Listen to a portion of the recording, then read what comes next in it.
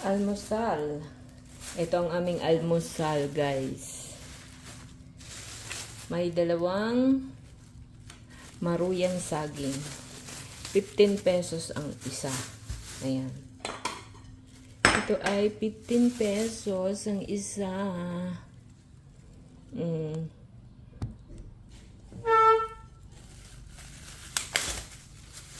Diba? Maruya. Manipis na saging na may balot na harina. So, ayan. Yan ang ating almusal. Wala si Mister. Kami lang dalawa ng anak ko, pero titirahan yon. At saka, pansit canton. 35 pesos.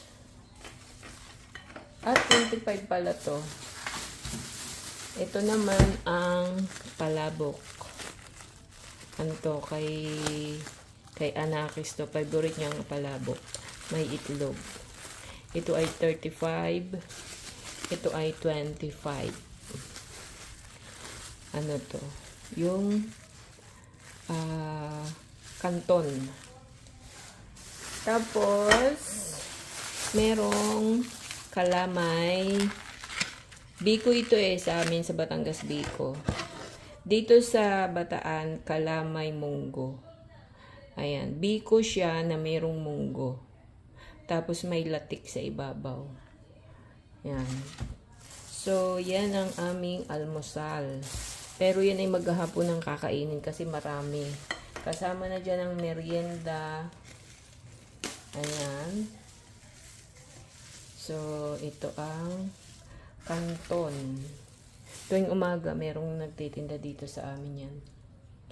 Tayo muna ay almusal bago sumabak sa mga gawa sa bahay. Maglalaba, maglilinis. Kasi ngayon ay Sabado. Ayan ang almusal.